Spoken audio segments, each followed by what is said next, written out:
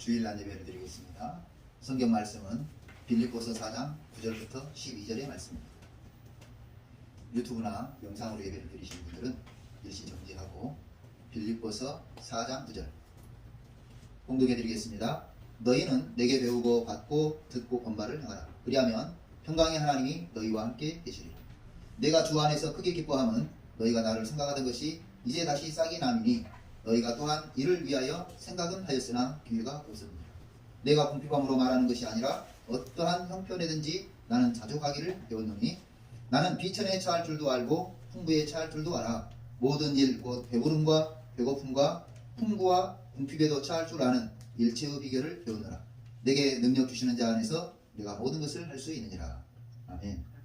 오늘 이 말씀을 중심으로 자족하는 비결이라는 제목으로 은혜를 나누겠습니다.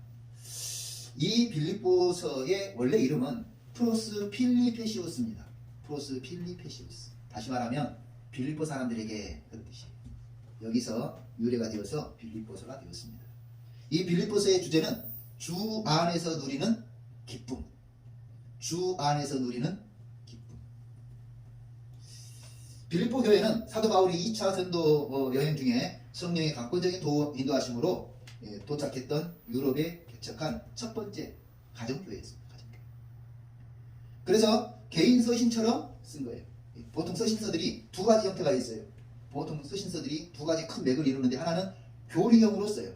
교리를 가르치고 하나는 윤리를 가르치면서 명령을 덧붙인 사명을 주는 거죠. 그런데 빌립보서는 그런 명확한 구분이 없이 그냥 친구에게 쓰듯이 빌립보 사람들에게 편지를 쓴 것을 볼 수가 있습니다.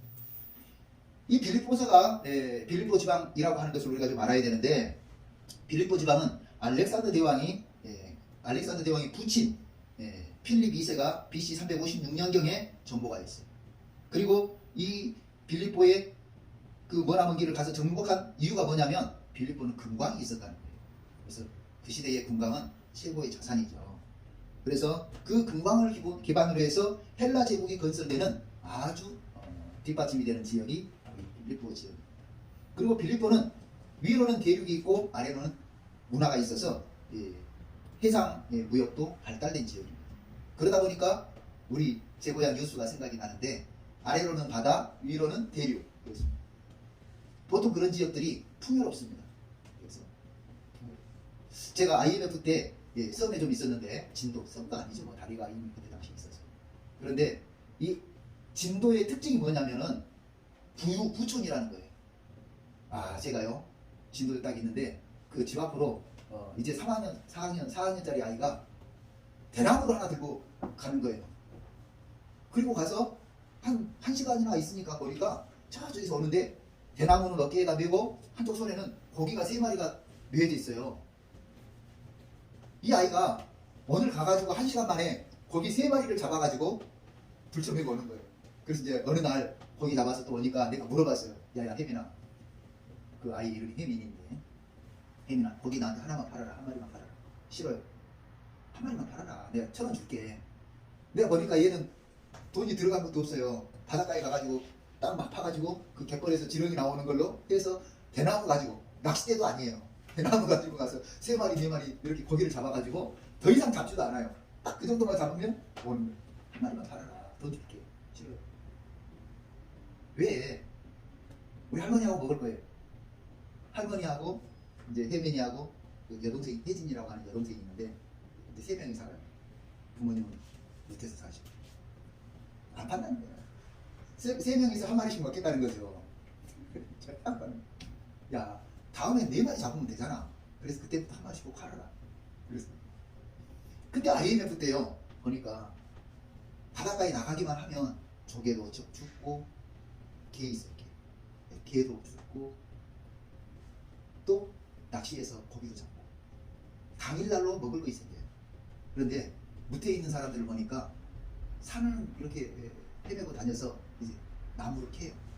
그런데 문제는 겨울에는 먹을 것이 없다는 거죠. 항상 바닷가가 풍요하더라 하는 것을 제가 경험했는데, 이 빌립보 지방이 풍요한 도시였어요. 풍요한 도시에 문제점이 있어요. 풍요한 도시에 장점이 있지만 문제점이 뭐냐면 죄악이 성행해요. 죄악. 풍요로우니까 죄를 지고 있어요. 그런 이 빌립보 지방이 바울의 전도를 통해서 예수를 믿게 됐다고 하는 것은 큰 기적이죠. 그래서 빌립보 지방은 금강이 있었고 교통이 발달하였고 내륙과 바다를 연결하는 교통의 요충지다 보니까 풍요로웠다는 거예요. 여기에 하나님의 강력한 역사를 통해서 교회가 세워졌다는 것은 기적이 아닐 수 없습니다. 우리나라를 이렇게 여행하다 보면 내륙 사람들이 잘 믿을까요? 바닷가 사람들이 잘 믿을까요? 예수를 내륙 사람들이 잘 믿을까요? 바닷가 사람들이 잘 믿을까요? 좀 애매한 질문인가요? 그러면 내륙에가 교회가 많을까요? 바닷가에가 교회가 많을까요? 신기해요. 내륙보다 바닷가에가 교회가 훨씬 더 많아요. 호남 가면은요, 섬 마을마다 교회들이 있어요. 우상도 숭배하고 풍요롭죠. 하루 배 가지고 나가면은요, 이분들이 버는 돈이 어마어마해요. 제 여수에서 이런 이야기가 있어요. 굴 양식을 하는데 10년에 한 번, 10년 동안 9번 다 망하고 한 번 성공하면 번전이랍니다. 그런데 이제 폭망하나요? 안 돼도 조금씩은 되고, 그러니까 먹고는 사는데 3, 4년마다 한 번씩 대박이 나는 거예요. 그러면 오죽하면 동네 이름을 바꾼 동네도 있어요. 금천이라고. 전에는 거기가 먼산리였는데 그런데 금천리로 바꿨어요. 그 동네 사람들은 전부 금싸라기 땅에서 금싸라기 가지고 산다고 금천리로 바꿨어요. 이름 바꾼 이야기 하니까 또 완도에 가면 교인이라고 있어요. 교인들 마을 사람들 약 80여 명이 되는데 2명 외지에서 들어온 부부만 예수를 안 믿고 온 동네가 복음화됐다. 교인으로 이름을 바꿨답니다. 이렇게 금천리 바닷가 사람들이 풍요한데 빌립보도 역시 풍요의 도시였지만은 그 풍요를 뒤로하고 예수를 믿는 기적이 일어났습니다. 오늘 예수 믿는 것을 보면 부자는 예수를 잘 안 믿으려고 해요. 그래서 예수님이 하신 말씀이 부자가 천국에 들어가는 것이 차라리 낙타가 바늘길을 통과하는 것이 쉽다고 할 정도로 부자들은 예수를 잘 안 믿으려고 해요. 부자의 종류에는 여럿이 있죠. 경제적 부자. 요즘 유튜브를 보니까 윤석열 씨 장모 처가 쪽에서 가진 것이 여의도만한 면적을 가지고 있다. 16만 평이라나? 168만 평이라나? 여의도만한 면적을 가지고 있다. 그런데도 불구하고 문제가 있어. 정치 이야기는 별로 하고 싶지 않고. 부자는 문제가 있어요. 예수를 잘 안 믿으려고 그래. 오죽하면 예수님이 부자와 거지 나사로를 설명하면서 부자는 예수를 안 믿었다고 칭해놓고 거지 나사로는 예수를 믿었다고 전제하면서 천국과 지옥을 설명하시겠습니다. 이 부자의 종류는 경제적 부자도 있지만 자존심의 부자도 있어요. 지식의 부자도 있어요. 교만함의 부자도 있어요. 이런 사람들은 예수 이야기하면 콧방귀 뀌어요. 그런 빌립보 지방이 부유했던 빌립보 지방이 예수를 믿었다 하는 거죠. 그러면서 이 빌립보 교회를 향해서 바울이 쓴 편지가 빌립보 서신입니다. 이 빌립보 교회를 향한 바울의 메시지를 한 단어로 정리한다면 한 단어로 빌립보 교회를 향한 바울이 딱 한 단어가 뭐예요? 기쁨. 그래서 빌립보의 주제는 주 안에서 누리는 기쁨을 고백한 서신이라고 말할 수 있습니다. 빌립보서에는 기쁨, 기뻐하다는 단어가 16번 나와요. 그리스도, 주, 이 단어가 52에 나옵니다. 바울은 1차 로마 감금 상태가 길어지고 자신은 궁핍하고 교회는 내부를 겪는 와중에도 오히려 성도들에게 기뻐하라고 말하고 있습니다. 성도가 주 안에서 기뻐할 수 있는 까닭이 뭘까? 제가 이 빌립보를 읽으면서 궁금했습니다. 퍽퍽하고 고달픈 인생사에서 기뻐할 수 있는 비결이 뭘까? 그 방법이 뭘까? 그래서 바울은 믿음으로 살고 사명을 감당하면서 이루 말할 수 없는 고통과 고난과 어려움과 역경을 겪으면서도 믿음을 버리지 않고 하나님을 떠나지 않는 오히려 기뻐하면서 성도들에게 기뻐하라고 하는 비결이 뭘까? 그 비결을 11절에서 알 수가 있었습니다. 본문 11절 우리가 다 같이 읽겠습니다. 시작. 내가 궁핍함으로 말하는 것이 아니라 어떠한 형편이든지 나는 자족하기를 배웠노니. 아멘. 바울은 자족하기를 배웠다고 말하고 있습니다. 자족, 스스로 만족한다. 이 단어가 오류가 있어요. 자족한다, 스스로 만족으로 번역되다 보니까 오류인데, 즉 내가 마음 먹어서 만족하고 내가 결심하고 노력해서 만족하고 이런 의미로 받아들여요. 12절 말씀에는 이렇게 말해요. 나는 비천에 처할 줄도 알고 풍부에 처할 줄도 알아. 모든 일 곧 배부름과 배고픔과 풍부와 궁핍에 처할 줄도 아는 일체의 비결을 배웠노라. 배웠다고 표현하니까 우리는 훈련하면 되는 줄로 알아요. 여러분, 우리가 훈련하고 결심하고 노력한다고 되던가요? 그래서 인생이 기쁘고 행복하고 즐겁고 만족스러울 수 있다면 이 세상에 불행하다고 하는 사람이 누가 있겠냐는 거죠. 원어를 보니까 전혀 다른 뜻이었어요. 어떠한 형편이든지 자족하기를 배웠노라. 여기에서 어떠한 형편이든지로 번역된 엔호이스 에이미. 문자적으로는요, 어떤 환경에서라도 나는 존재할 수 있다. 나는 살아갈 수 있다. 그런 뜻이에요. 엔호이스 에이미. 그래서 어떤 환경이 돼도 나는 살아갈 수 있다. 이렇게 말하고 있어요. 우리가 생각하는 최악의 환경들, 힘든 환경, 고달픈 환경, 가난한 환경, 죽을 지경일지라도 그런 상황에서라도 나는 살아갈 수 있다. 바울이 말하고 있어요. 강의를 하는 어떤 분을 전도하려고 아마 제가 지난번에 말씀드린 것 같아요. 연락하고 자주 만납니다. 식당에 가서 밥을 먹고. 그런데 그분은 만나기만 하면 전화만 걸었다 그러면 항상 아유 죽겠다고, 힘들어 죽겠다고, 가게 장사가 안 돼서 죽겠다고, 그럼 아들놈이 소불 속에서 죽겠다고, 남편이 망해, 남편 때문에 죽겠다고, 맨날 죽겠다는 거예요. 그래서 지난 가을에 제가 한 번은 그날도 만났더니 또 그 이야기하는 거예요. 코로나 때문에 죽겠고 뭐 때문에 죽겠고 뭐 때문에 죽겠고 죽겠다는 거예요. 그래서 제가 진지하게 그러면 죽으세요. 아, 뭐 미련 있다고 살아. 아, 죽어버려. 나한테 자꾸 이야기하는 이유가 뭐냐고. 나더러 죽여달라고 하는 거냐고. 내가 죽여줄 수는 없으니까 힘들고, 누구 때문에 죽겠고 누구 때문에 죽겠고 뭐 때문에 죽겠고 돈이 없어 죽겠고 장사 안 돼서 죽겠고, 아, 죽어버려. 네, 진지하게 이야기했어요. 그러면서 죽을 용기가 없으면 그냥 살 마음을 잡수셔. 죽는다고 한들 상황이 바뀌고 환경이 바뀌고 안 되는 것이 잘 되더냐고. 차라리 그래도 살란다, 네가 안 돼도 살란다, 장사가 안 돼도 나는 열심히 해볼란다, 이런 마음을 가지면 더 낫지 않겠냐. 그 뒤로부터는 저한테 죽겠다는 말을 안 합니다. 왜냐면 이제 진짜 내가 정말 죽으라고 칼이나 뭐나 비상약을 갖다 줄까 싶어서 그런지 그런 말을 하는. 오늘 맞아요. 얼마나 힘들면 그런 말을 하겠어요. 위로받고 싶겠죠. 그러나 사람의 위로가 힘이 되지 않아요. 바울은 이렇게 이야기했어요. 힘든 환경, 고달픈 환경, 가난한 환경, 죽을 지경일지라도 나는 그런 환경 속에서도 기쁘다, 즐겁다, 살아갈 막 의미가 있다, 이렇게 말하고 있는 것이 엔호이스 에임이에요. 엔호이스 에임. 누구 안에서? 그리스도 안에서. 바울은 우리가 생각하는 최악의 환경들, 힘든 환경들, 고달픈 환경, 가난한 환경, 죽을 지경이라고 말하는 그런 환경에서도 나는 살아갈 수 있다고 말했습니다. 바울은 이 자족이라는 단어를 사용하면서 배웠다 그랬어요. 배웠다는 말이 훈련되어졌다, 익숙해졌다, 그런 뜻이 전혀 아니에요. 한글 번역하면서 배워서 되는 거 아니에요. 우리가 저처럼, 제가 몸치예요. 내가 나이 먹으면서, 죄송합니다, 이제 제가 우리 교회에서 나이가 제일 많았는데 우리 김영진 목사님 오신과 동시에 내가 서열 2기로 물러났어요. 그런데 저 같은 몸치가 훈련소에를 갔는데 저 혼 많이 날 뻔했어요. 근데 하나님 은혜로, 왜 그러냐면 앞으로 각 그러면 있죠, 박자 맞춰야 돼요. 뒤로 돌아 각 그러면 그 박자에 맞춰서 착착 돌아서 가야 되는데 난 그게 또 잘 안 돼. 그래서 이제 하루 이틀, 3일, 얼마나 내가 혼났는지 몰라요. 들어가는 날부터. 그런데 감사하게 운전할 줄 아는 사람 나와 사출돼서 훈련병 운전병으로 가버렸어요. 그래서 내가 그것만 했겠습니까? 이제 또 그 끝나고 나면 훈련소에서 뭐 또 이거 하잖아요. PRI라고 피가 나고 R이 배기고 이가 갈리는 PRI를 한다고 그래요. 그런 거 할 때 또 같이 옆에 동료들하고 또 맞춰야 되는데 못하면 얼마나 내가 또 얻어맞았겠습니까? 그때는 구타가 또 많았어요. 근데 하나님의 은혜로 그렇게 제가 이제 훈련 이 자대를 배치를 받아서 갔는데요. 이제 훈련 휴가 때 친구들끼리 만났어요. 훈련소에서 만난 친구들끼리 만났는데 세상에 고문관이 있어요. 딱 들어가는 날 고문관, 아주 못 따라하고 나보다 더 못 따라하는 친구가 있었어요.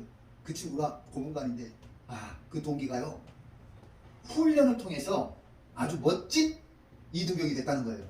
멋진 이등병. 친구들이 그러는 거예요. 야, 저 고문관 저거, 내가 저 때문에 이제 얼마나 우리 동기들이 힘들었고 얼차례를 받고 매도 맞고 그랬는데 훈련을 하는 과정에서 얘가 이게 잘 따라한다는 거예요. 그러면서 멋진 이등병이라고 친구들이 인정할 정도로 바뀌었다는 거예요. 바울이 말하는 자족, 이 자족을 배웠다 그랬는데요, 이처럼 훈련되어져서 익숙해져서 그런 것이 전혀 아니라는 거예요. 바울은 이 배웠다라는 단어를 어디에서 쓰냐면 하나님과의 관계에서 설명하고 있어요. 다시 말해서 하나님 안에 있다 보니까 되더라는 거예요. 하나님 안에 있다 보니까 되더라. 하나님 안에 있다 보니까 되고, 하나님이 주시는 힘으로 되고, 하나님에 의해서 되고, 하나님을 인하여 되고, 하나님 때문에 되더라는 거예요. 우리가 노력하고 결심하고 훈련해서 되는 것이 아니라 하나님 때문에 되더라는 거예요. 그래서 성경을 정확하게 해석한다면 내가 궁핍한 것도 어려운 것도 핍박을 받는 중에도 기뻐하며 감사할 수 있었던 것은 하나님 때문에 되어졌다. 세상을 주관하시고 섭리하시고 다스리시는 하나님께서 나의 힘이 되고 능력이 되고 만족하시는 하나님께서 엠포이스 에이미 어떤 환경에서도 살 수 있는 그런 사람으로 만들어 주셨다. 할렐루야. 코로나 때문에 힘들죠. 장사 안 돼서 힘들죠. 내 맘 같지 않아. 자녀들이 아이들이 내 맘 같이 살아주지 않아. 그럼에도 불구하고 그것 때문에 내가 참고 그것을 핏줄이니까 아니요. 그거하고 전혀 별개로 하나님으로 인하여 하나님 안에서 하나님이 주시는 힘으로 하나님에 의해서 되어지더라, 사라지더라, 이겨지더라, 감당이 되더라 하는 말입니다. 우리의 결심, 노력, 실적 훈련으로 되는 것이 아니라는 거죠. 제가 어려서 본 영화 중에 포바디스라고 하는 영화가 있습니다. 제가 자주 이야기. 혹시 파일이 필요하신 분 이야기하세요. 제가 휴대폰에 심어볼게요. 영화 한번 보세요. 정말 예수 믿는 사람들을 잡아서 원형 경기장에 갖다 가둡니다. 그리고 8군데 여러 창들이 있어요. 그 철창에 막 사자들이 우르렁거리고 호랑이가 우르렁거리고 있습니다. 이제 책임자가 나와서 이야기를 해요. 여기에서 나는 예수를 배교한다고 말하고 나오는 사람은 살려주겠다. 그러는데요, 한 명도 일어서질 않아요. 그러니까 화가 난 이 사람이 신호를 탁 하니까 나팔을 불어요. 나팔을 부니까 철창이 쫙 올라가는 거예요. 며칠 동안 굶주린 사자와 호랑이가 와서 물어 뜯는 거예요. 그 무서운 환경, 그 무서운 상황인데도 불구하고 그 감독이 너무 멋지게 표현했어요. 한 명도 얼굴이 울그러지지 않는 거예요. 옆에 사람이 사자가 머리를 물고 흔드는데 태어날 수 있는 기쁨을 잃어버리지 않는 거예요. 너무너무 멋진 장면이지 않아요? 바로 바울이 말하는 거예요. 그럴 수 있는 것이 하나님 안에 있다 보니까 되더라는 거죠. 하나님이 주시는 힘으로 되더라는 거죠. 하나님에 의해서 되더라는 거죠. 하나님을 인하여 되더라는 거죠. 하나님 때문에 그렇게 되더라는 거예요. 우리는요, 일희일비예요. 한 가지 잘 되면 한 가지 됩니다. 일희일비. 그런데 바로 호이스 에이미 주 안에서 어떤 상황, 어떤 환경에서 사라지는 이 자족의 비결이 딱 느껴지는 순간, 제가 어렸을 때 배운 노래예요. 너는 왜 항상 웃니? 슬퍼도 눈물 나도 남들은 뭐 왠지 좋아, 항상 기뻐, 항상 재밌어. 왜? 하나님 때문에. 할렐루야. 그래서 실제로 바울은 이 호이스 에이미가 된 것을 실제 삶에서 보여주죠. 바울처럼요, 고난 많이 받은 사람 없어요. 바울같이 예수 믿는다고, 예수 복음 전한다고 매 맞고 그랬다 그러면 아마 우리나라에 한 사람도 믿을 사람 없을 거예요. 제일 일본으로 교회 떠날 사람이 내가 아닌가, 난 그렇게 생각해요. 얻어맞고 육신으로는 죽을 상황이지만 그 두려운 상황이 전혀 두렵지 않은 상태. 그래서 고백합니다. 고린도후서 4장 8절 우리가 사방으로 우게 쌈을 당하여도 쌓이지 아니하며 답답한 일을 당하여도 낙심하지 않는다고 했고, 9절 말씀 박해를 받아도 버림받지 아니하며 거꾸로 됨을 당하여도 망하지 않는다고 사도 바울은 고백하고 있습니다. 하나님이 내 마음에 들어와 계시기 때문에 그 하나님 때문에 그냥 되는 거지요. 그 하나님 때문에 사라지는 거예요. 그 하나님에 의해서 살아갈 용기가 마음속에 확 올라오는 거예요. 힘쓰고 애쓰고 참고 견디니까 사라지는 것이 아니에요. 본인도 모르게 이미 사라지고 있더라 바울이 고백하고 있어요. 좀 더 쉽게 설명을 한다면, 제가 묵상하다가 지난주에 그 견인차 보셨어요? 주부에 견인차를 생각해 보십시오. 견인차를 하나님이라고 보고 딸려가는 내 차를 이제 고장난 차라고 보는 거예요. 차가 고장이 나서 움직이지 않습니다. 그런데 말입니다, 견인차가 이끌어가니까 이 매달린 내 고장난 차가 어떻게 해요? 꼬부랑길도 가고 비포장도 가고 아스팔트 길도 가고 터널도 지나가고, 고장난 우리 인생이 하나님이 교진하실 때에 하나님에 의해서 하나님 때문에 교진하시는 그 하나님 때문에 모든 것이 지나가지더라는 거죠. 앤 호이스 에이미가 하나님 때문에 하나님을 인하여 하나님에 의해 사라지는 능동교회 성도들이 되시기를 주님의 이름으로 축원합니다. 찬송가에 이런 찬송이 있어요. 주 안에 있는 나에게 딴 근심이 있으랴. 할렐루야. 왜? 살아가면서 문제 있어요. 문제 있어요. 예수 믿는 저도 문제 있어요. 목사인 저도 문제 있어요. 어려움이 있어요. 안 되는 일 있어요. 그런데 그 안에서 그냥 사라지더라니까요. 이건 아무것도 아니야. 사망의 영역의 싸움을 당하여도 아무것도 아닌 걸로 깨달아지는 것은 하나님 때문이신 것을 믿으시기 바랍니다. 제가 알바하는 곳에서 이제 나이가 서열 1위에요. 거기서도 서열 1위. 그 센터장이라고 하는 분이 저보다 나이가 많더라고요. 제가 이제 서열 1위인데 그 다음이 다 40대들이에요. 제가 50대 이제 중반 넘었었어요. 16년 전에 40살이었어요. 맞나? 16년 전에 40살이었어요. 그런데 그 나이 차이가 있는데도 불구하고 힘든 일, 힘들고 뭐 하는데도요, 저는 항상 재밌어요. 며칠 전에 어떤 친구가 가지고 가다 물건을 같이 와서 돕더라고요. 오늘 우리가 이걸 알아야 돼요. 주 안에 있는 나에게 어려운 일이 있을 수 있지만, 힘든 일이 있을 수 있지만, 안 되는 일이 있을 수 있지만, 그래도 하나님 안에 있다 보니까 하나님께서 우리로 넉넉히 이기게 하시더라. 아멘.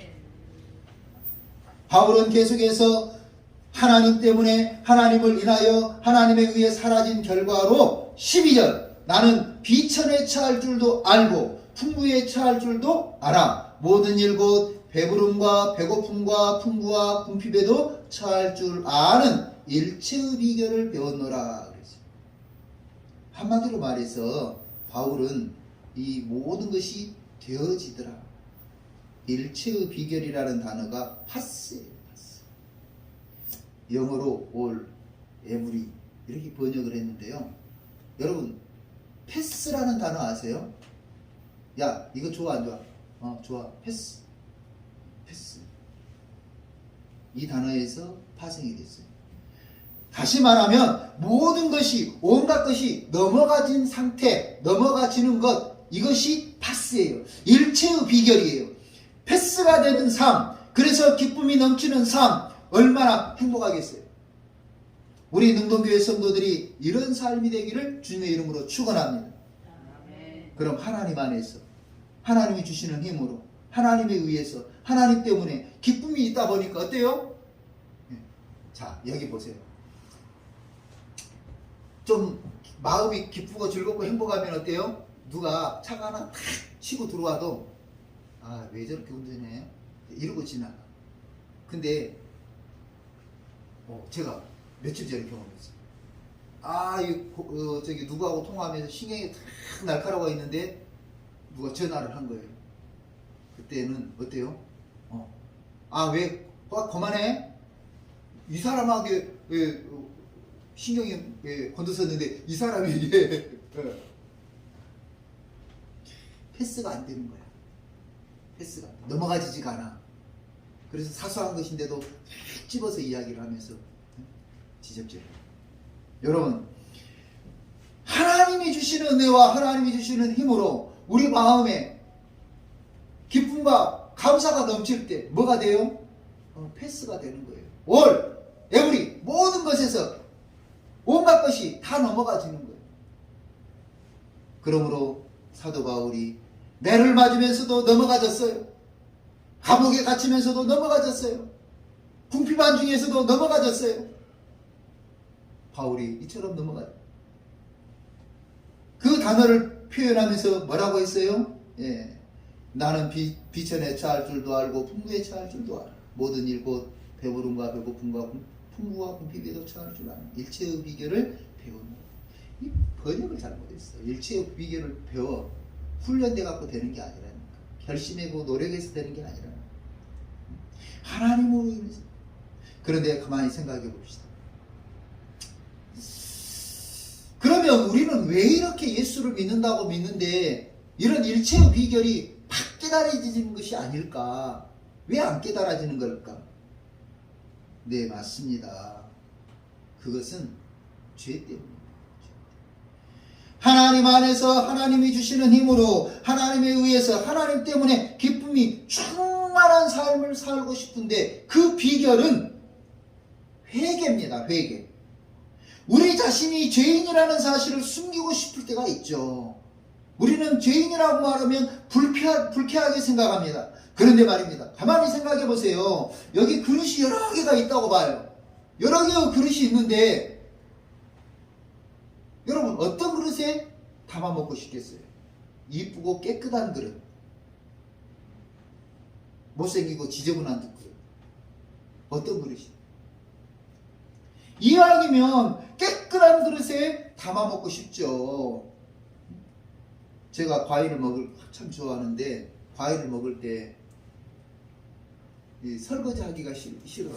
설거지 집사람이 아침 먹고 하루 출근해야 되니까 그럴 때 이제 설거지가 안 돼 있어.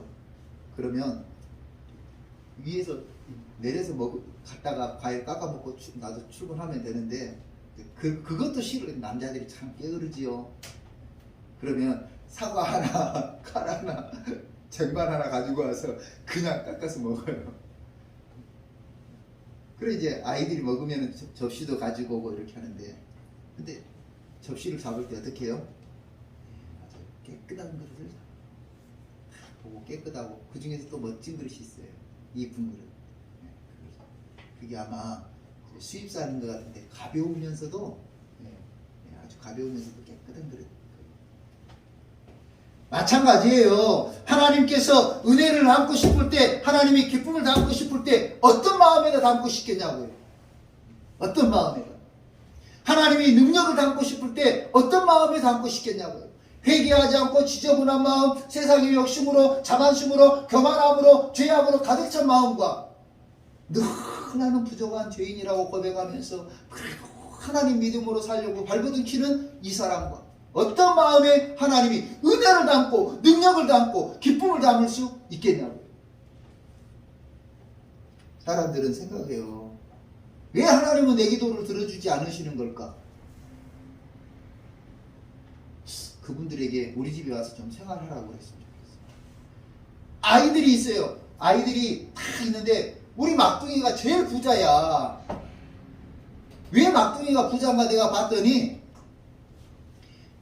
이제 물론 맞아요. 우리 이제 셋째, 넷째는 지금 사춘기가 한참 진행 중이어서 지네 방에 가서 노는 걸 좋아하는 것도 있지만 습성적으로 막둥이는 항상 제 옆에 다 붙어 있어요. 그래서 심부름 물 한 잔 먹고 싶은데 그럼 벌써 물 한 잔 갖다 주고 차나 물 한 잔만 갖다 주고 그럼 또 바로 심부름 해주고 그러니까 자꾸 뭘 주게 되는데 내가 먹는 것도 나눠주고 또 용돈도 주게 되고 자꾸 좀 여러분 하나님이 그러지 않겠나? 그런 하나님의 거룩함을 내가 인성적으로 표현해서 미안합니다만은 하나님이 그런다니까요. 어떤 사람이 은혜를 받나 봤더니요 늘 자기는 부족하다고 말하고 안 그래요. 서울대 나온 사람도 있어요. 카이스트 나온 사람도 있어요. 여러분 카이스트 그런 사람들이 하나님 앞에 죄인이라고 말해요. 우리나라에서 그냥 유명한 대학의 박사를 전공한 사람 박사가 죄인이라고 말한다니까요. 그런 사람들이 은혜를 받고 능력을 받더라는 거죠. 하나님 전에 가까이 나와서 하나님을 가까이 하는 그 사람이 기쁨도 받고 은혜도 받고 능력도 받더라는 거예요. 부모님을 가까이 하고 늘 부모님에게 앞에서 왔다 갔다 하는 우리 찬이가 용돈을 받고 이쁨을 받고 사랑을 받고 가끔 뽀뽀도 받고 바로 그것이 비결이에요. 그것이 비결. 나는 죄인이라고 고백하면서 아버지 하나님이여 나의 죄를 용서해달라고 기도하는 성도가 바로 기쁨을 누리는 삶, 은혜를 누리는 삶이 되더라 하는 거죠. 그래서 오늘 우리 삶을 다시 한번 돌아보면서 주의 십자가 앞에서 주여 나를 용서해달라고 기도해야 됩니다. 그리고 성령으로 충만해야 합니다. 성령으로 충만합니다. 날마다 아침에 일어나면 이렇게 기도해 보세요. 가만히 앉아서 있잖아요. 아니면 저 혼자의 공간이 없다면 화장실이라도 가서 기도해 보세요. 성령이여 임하여 주시옵소서. 오늘 성령님이 내 삶 가운데 임재해 달라고 기도해 보세요. 나의 무능함을 극복하고 나의 무질서의 질서를 주시고 나의 어리석음의 모든 지혜를 채워주시는 성령님이여 임하시옵소서. 이기적인 삶을 새롭게 만들어주시는 성령님이여 임하여 주시옵소서. 게으르고 나태한 삶이 변화되어 할 수 있거든요. 무슨 말이냐? 믿는 자에게는 능치보담이 없다고 말해주시는 성령님이여 임재하여 주시옵소서. 성령님이여 임하시옵소서. 이렇게 성령이 충만하기를 기도하면 성령님께서 저와 여러분을 도와주실 줄로 믿습니다. 제가요 이 푸드뱅크를 하기 전에 참 약했어요. 체력이 약해요. 지금도 체력 약해요. 조금 움직이고 나면 우리 아이들에게 매일같이 밤마다 밟아라, 주물러라, 두드려라. 체력 약해요 지금도. 그런데 일을 해나가면서 힘이 약하면요 이거 하나 들고 있다가 그냥 확 앞으로 쏟아질 것 같은 거예요. 그때 이게 마음으로 기도해요. 주여 힘을 주시옵소서.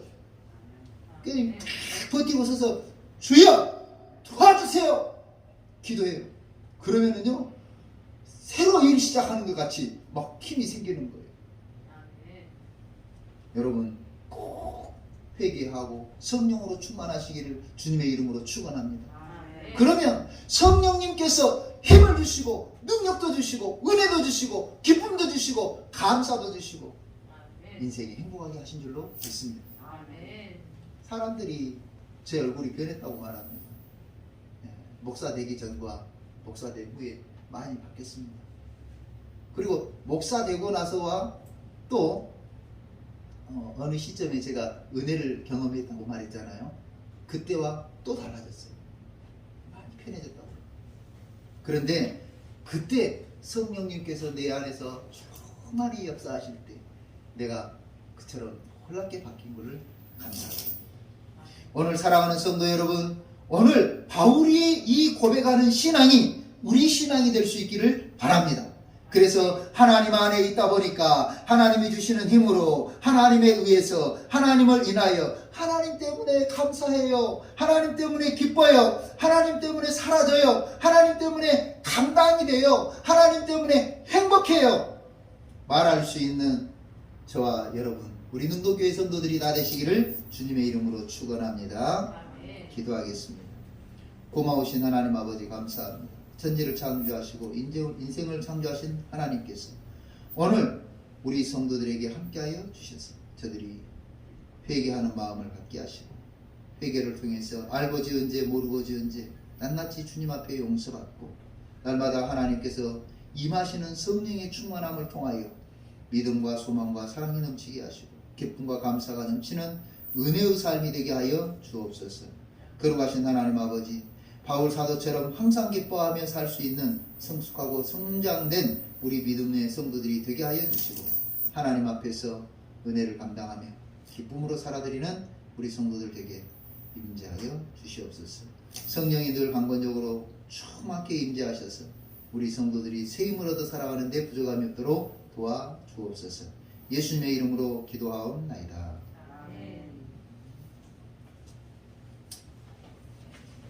다 같이 일어서서 찬송가 174장 찬송하고 74장입니다.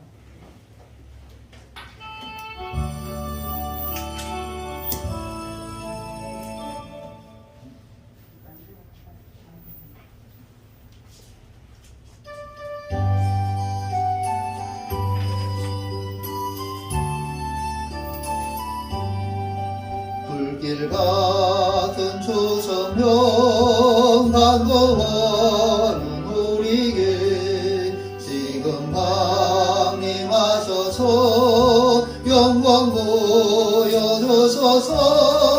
성령의 여행하서 우리 영의 소원을 만족하게 하소서. 기다리는 우리에게 불러 충만하게 하소서. 주의 제단 머리에 오래 몸과 영혼과 우리 가진 모든 것 지금 바치옵니다. 성령의 여행하서 우리 영의 소원을 만족하게 하소서. 기다리는 우리에게 불러 충만하게 하소서. 구속하신 주께서 약속하신 성령을 믿고 간구하오네.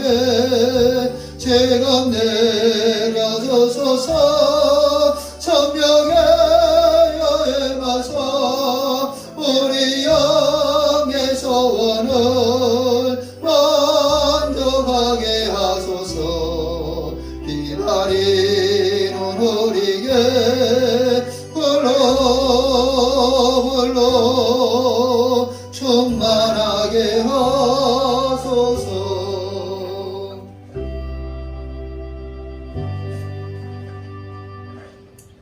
기도하겠습니다. 할렐루야. 거룩하신 하나님 아버지, 감사합니다. 하나님 앞에 예배를 드리며 11조 예물과 감사 예물과 주정 예물을 드렸습니다. 아버지 하나님 앞에 드리는 귀한 손길들을 기억하시며 축복하여 주옵소서. 특별히 아버지 하나님의 것을 하나님의 것으로 알고 주신 것을 감사하며 10의 1을 구분하여 드리는 믿음의 손길을 기억해 주시고 저들이 물질 때문에 어려움 당하지 않도록 도와주시고 안정되고 번영된 직장 생활할 수 있도록 도와주시기 간절히 빌고 원합니다. 감사 제목이 많아 그 감사의 제목을 따라 예물을 드렸습니다. 아버지 하나님, 이 귀한 감사가 늘 기쁨이 되게 하시고 삶의 만족이 되게 하시고 하나님께 영광이 될 수 있도록 더 좋은 감사의 조건들을 허락하여 주옵소서. 믿음을 고백하고 신앙을 고백하듯 매주 변치 않는 마음으로 주정 예물을 정하고 드리는 손길이 있습니다. 아버지 하나님, 귀한 예물을 받으시며 그들의 믿음도 기억하여 주옵소서. 이 모든 예물을 드린 손길을 기억해 주시고 뿐만 아니라 이 교회 예배에 참여하여 시간을 내고 또 멀리서 하나님 앞에 예배드리기 위해 달려온 성도들을 기억해 주시고 하나님이여, 이 성도들이 하나님 앞에 예배드리는 이 귀하고 복된 시간이 하나님께서 내리는 축복의 시간이 되도록 도와주시고 아버지 하나님, 성도들 가정마다 주의 성령으로 늘 충만케 임재하여 주셔서 저들의 가정에 마음의 소원을 들으시고 응답하여 주옵소서. 감사합니다. 예수님의 이름으로 축복하며 기도드렸습니다. 아멘. 찬송이 한 장 1절만 부르겠습니다. 김영진 목사님께서 축복 기도해 주시겠습니다. 불길 같은 주 성령 간구하는 우리에게 지금 강림하셔서 영광 보여주소서. 성령의 여행하서 우리 영의 소원을 만족하게 하소서. 기다리는 우리에게 불러 충만하게 하소서.